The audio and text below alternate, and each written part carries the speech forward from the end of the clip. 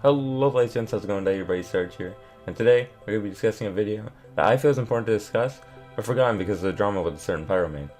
I'm talking about Delfy, and in this video we'll be discussing his PSA on exploits. This is going to be a long one, so buckle up. There are double standards amongst our community and I can't stand it. Here we go. Sounds like it's going to be one of those blame others instead of owning up to one's own mistakes sort of deal. I'll give Delfy the chance to speak up, but I wouldn't be surprised if it is.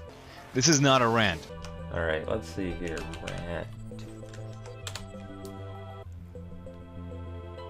Yeah, no, this is a rant.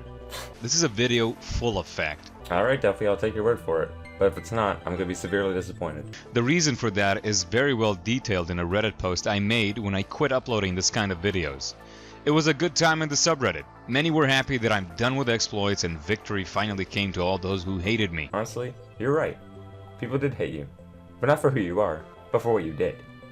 This just sounds like people were at joy because you succumbed to the hate. But that's not true at all. They were just at ease knowing that when an update dropped, the servers wouldn't be bombarded with people trying to replicate exploits that you highlighted in your videos. Before I show the example, I started a vote in this video. The options in it being 1. Publish exploits and bugs without waiting for the patch. 2. Publish exploits and bugs only after patch. 3. Never publish these kind of videos. In the top right corner, you can cast your vote and make your opinion stand out. Why? You know what the results of this poll is going to be. Your audience is primarily derived from exploits because that's been a majority of your content. Do you need a poll to confirm this, or is it because you would rather have a poll determine what you should do as a person? Was that apology you posted on the subreddit meaningless and just for attention? Why are you letting your audience decide your morals? You already decided 4 months ago that you're done with exploits, so why is it now you're asking people whether they want to see them again? If the poll was posted somewhere for the general community to give their opinion, and not just people watching this video, I imagine the results would be much different. In 2016, I was banned from TF2 subreddit for posting videos about exploits and bugs, arguing that I'm ruining the game and I'm breaking the rules of the subreddit. This was also when the hate for me started, the beginning of this whole mess. No. The hate for you started long before then. It was only emphasized by the subreddit blacklisting you and King Raja in 2016/2017. Before this time, people shrugged it off, just like what people did for Leafy before iDubbbz came in and shut him down. If you look through your comments on exploit videos, older than the actions done by the subreddit and King Raja, there are in fact a metric fuck ton that are just, guess we can't play on X map anymore, or thanks for adding cancer to the community. This isn't even shit I'm making up. I literally pulled up one of your exploit videos from 3 years ago, before both of these actions, and found these comments. Sure, there were much more supporters of your exploits, but comments like the aforementioned weren't exactly hard to find. But what do I see as soon as a new exploit or bug is discovered in the game? Of course, a post about it on the top of the subreddit. But because it's not from me, it makes it okay. It's not like there's a rule against it. It gets upvoted, discussed, and most of all, not hated. So when I post exploits and bugs, I get hate by a large portion of the community. But when someone else does it, it's suddenly okay. What kind of double standard is this? The right SIM card of blaming others for things you also do didn't work for him, so why would it work for you? I'm not sure why you're comparing posts of 100 to 400 upvotes in contrast to your hundreds of thousands. You literally get those views and likes in less than 5 minutes of you uploading an exploit. I'm also not sure why you're saying it's not against the rules of the subreddit when it's easily researchable that it is. Rule 10 is, and I quote, 10.0. Submissions or comments that promote or enable cheating programs or game-breaking exploits are not allowed. 10.0.1. This includes both third-party cheating programs and exploits inherent to the game that negatively impact gameplay at large. Stuff like pixel walking that let you put buildings and walls, you're in the skybox breachings, and much more fit under this category. Furthermore, the discussion of cheats and exploits is allowed, provided that those in said discussion do not promote or otherwise endorse cheating programs and/or the abuse of exploits. This includes, but is not limited to, linking to websites hosting cheating programs and explaining how to use game-breaking exploits. So this directly contradicts everything you've just said. But remember, this is a video full of fact. Regardless of the case, 2 wrongs do not make a right. Exploit posts, whether it's from you or some random subreddit user, are not okay. It's not rocket science to know that something that literally prevents the game from being played by a majority of players is not good. Especially for a game with low to no dev support, like TF2. Pointing fingers isn't helping anything, and it's a stupid argument to use. I stopped uploading bugs and exploits because of your reasoning that if I stop, the game would be better.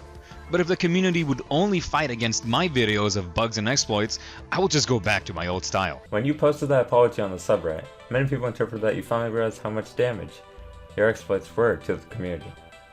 This quote doesn't seem like that at all. What I'm understanding now is that what you upload is entirely dependent on what the community wants from you, regardless of the damage it may cause. If that's the case, then so be it. But that still means the apology was a red herring, an excuse to change your content, without disclosing why, on top of a means to seek attention, as you stating, "I have to apologize to the Uncle Dane," is exactly that. For this next bit, I'm going to dive into a personal experience regarding this statement. But I imagine others in my position also share the same experience. Have you actually played a pub game recently? I played this game almost religiously, and I can tell you for a fact, I have not run into one person trying to exploit the game in any way, shape, or form, or even trying to find one. Back in the day, whenever you posted an exploit, servers, both community and casual, would be fucked for days, weeks, and sometimes months with no signs of changing. How do I know this? I was, along with dozens of admins I worked with across multiple communities, there to witness and ban hundreds of players who would mimic the exploits of days, weeks, and months to follow your post. Remember the bread triggering the cart explosion exploit from Love and War? On that day, that one single day, when you posted that video, over 100 people were banned from Scout servers for replicating the same exploit, including you as you flexed in that video. Several admins spent hours in the server because of how much light your video brought to this new exploit. I'm going to assume you didn't play the game because you clearly didn't see the destruction you caused to both of these two game modes. Well, at least you didn't see them in community servers considering you were banned from all of them, but apparently that's not enough for you to get your shit together. Here's another example of this double standard. About a year ago, an Infinity HP exploit was found, and I was blamed for the chaos it caused. But all of those who called me out didn't even notice that I released the video after the patch. Another YouTuber called Stefano Nemo had a video about it before the patch and got 2 million views and 0 hate. Why am I to blame for spreading the exploit when I released the video after the patch? Why did I get hate for doing nothing wrong while another YouTuber did everything you said I did wrong and didn't get called out? You're right. The video posted by Stefan brought light to the exploit first. You shouldn't be blamed for that, especially considering you posted your exploit video after the patch. But another YouTuber who also called you out under the name of PepperToni Pizza emphasized it pretty well. Stefan did get hate. There were 3,000 plus dislikes on that video, so to say you didn't get hate is another fact you're getting wrong. Furthermore, even with that video, that exploit was good for literally 2 days. It was patched on the 23rd, whereas Stefan's video was released on the 21st. It was also released around the time of the update itself, meaning Valve was 100% on their asses working to fix anything that came out with this update. If this is a prime time to post exploits, even if you shouldn't, I'm not saying do it at this time, don't, it would be then. Not when Valve is on hiatus like you do with literally all of your exploit videos that weren't posted after a patch. Here's how I think this all goes down in your head. You're just waiting for Valve to fix the exploit, and here comes along a small channel who posts before you and, by chance, gets millions of views. Those views could have been yours if you had just posted it before him, before the fix. Now you're just being blamed for the exploit being abused, and that must have sucked. But is that really how it went down? Consider this. Your videos have good footage. They are edited. They take effort and therefore time. This is late 2017. Of course you would have no reason to post it after the patch. It was probably a coincidence that was the case at all. And you likely wanted to post it earlier so your video would actually serve a purpose. In Stefan's case, he has a small audience compared to you, and he mostly uploads Overwatch content. I don't think he expected the video to get millions of views. People probably didn't even realize it wasn't you that posted this video because you're usually the first to do so. Even so, ignoring all of this does not, by any means, make posting exploits okay. Pointing fingers once again does not solve anything. There's also the recent Snakewater bug which allowed players to get out of the map. I didn't make a video, I was waiting for the fix to come out. Players found posts and videos about it elsewhere and were able to abuse it without my video. Am I going to get blamed for that too? Same with the flamethrower bug last year which allowed it to fire across the map. I understand this question is rhetorical, but it's a stupid rhetorical question to ask. I want to ask you, have you actually gotten blamed for either of those exploits? Or any of the other exploits since you stopped posting exploits? Maybe there's some idiots who will post on your videos because you're infamously known as the exploits guy, but the general, more knowledgeable community will know that you didn't post them and won't blame you for it. The hate I'm getting is just an excuse to hate on me, a reason to unite against an enemy. People hate on people because they don't like them. Every content creator gets hate. If there's a content creator that people don't like, obviously, they're going to find ways to hate on them. But that shouldn't be something you bring up in a PSA. It sort of paints a picture that I'm getting hate, empathize for me. Which, the more I watch this video, the more it feels like that's exactly what this is. You're just playing the victim card and not owning up to any of your mistakes. Because you have an audience of exploiters backing up your every upload. Between 2012 and 2016, I had little to no hate. Like to dislike ratio was good and everything was fine. And at that time, I made almost exclusively exploit bugs related content. Where were all of you before 2016? I think I know why. The Doomsday video was released at 2016 about me supposedly causing the game to die. So, I'm going to go into a bit more depth regarding content creators calling Delfy out, but I just wanted to say that the Doomsday video was released late 2017. It doesn't at all line up with Delfy's argument of, I think I know where the hate came from. Propaganda was made against me and it suddenly made everyone realize that I was in the wrong, when in truth no one really cared until they saw a chance to go and hate on someone. Is drama really that fun? YouTubers exploiting this drama for views and clicks like King Raja and Medi Excalibur 2012. Alright, there's not one ounce of doubt in my mind. You're playing the victim card, you're pointing fingers, and you're not owning up to your mistakes. The Doomsday video, the Raja video, and the Medi video. You think these guys made a video just to spite you? Well, maybe because of how much you fucked the game, but those videos were made to bring light to the situation at hand. Before videos like these, no one exactly had the confidence or the following to emphasize such a statement as, Delfy doesn't help the game, which you don't, and never had. Your fans are blinded by the likes and following you had to even dare make a different statement, and just went along with it. Now that someone has actually called you out for it, you're going to point the fault at them? Open your eyes. They all had reasons to post said videos, and you can't accept that. Here's another example of the double standard. Take a look at the videos related to exploits and bugs in CSGO and Dota. Here Delfy talks about Valve's two clashing giants. While I don't play either of those games, I know they're mostly driven by the competitive scene, where things like timing and positioning makes trying to exploit an inconvenience to even the team of the exploiter. Imagine people are trying to execute the bird boost exploit in CSGO. At the same time, the exploiter's team is making a plan to take a site. What happens if, in the time the exploit is being executed, the enemy team is already rotated, and the exploiter is just stuck in the skybox? Meanwhile, his team is now down a player, in a now 4v5 situation. What happens next? Because the team is so dependent on all members doing their job and their role, the guy who's exploiting is going to get kicked. The same isn't said about TF2 because it's mostly handled by the casual community, as Valve's comp is mostly garbage, and there's no kick function in Valve's comp. When exploit is made relevant, not only does one player not have that much influence in a 12v12 scenario, but it makes it easier for exploiters to work together.